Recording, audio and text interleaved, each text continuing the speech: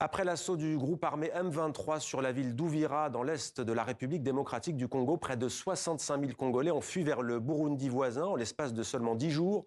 Annonce faite par des agences humanitaires des Nations Unies, des réfugiés qui ont tout laissé derrière eux précipitamment. Le récit d'Antoine Delpierre.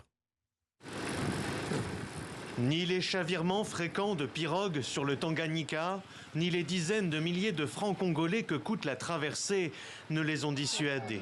Depuis plusieurs jours, à bord de ces embarcations précaires, ils arrivent par centaines de ce côté-ci du Grand Lac, du côté burundais. Pas question pour ces réfugiés de rester un jour de plus côté congolais, où les hommes de l'AFC M23 poursuivent leur avancée. Nous avons fui les M23. Ils ont tué au moins 3 hommes à nos présences et c'est pourquoi nous avons fui. Nous avons quitté Souima à cause de la guerre. Il y avait trop de problèmes. Des gens meurent. Le M23 maltraite des gens et les personnes tuées sont très nombreuses. Partis sans se retourner, sans avoir le temps de penser au jour d'après, ces réfugiés congolais ont fui pour certains avec les affaires d'une vie.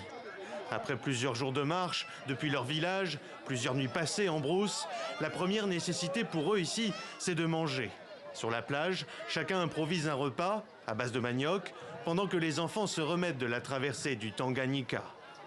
Parmi eux, les humanitaires du HCR, le commissariat onusien dédié aux réfugiés, qui tentent de conserver ici un visage serein malgré cet afflux massif et le manque de moyens.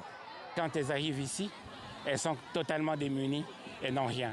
Nous sommes en train d'essayer de transférer rapidement ces personnes, de les relocaliser sur le site de Makombe, à Rumongue, où ils peuvent recevoir une assistance beaucoup plus structurée. Mais même Makombe va être saturé très rapidement. Saturé, le mot est faible. 2000 ici à Rumongue, plus de 10 000 en début de semaine dernière à Gatumba, sur la rive nord du Tanganyika.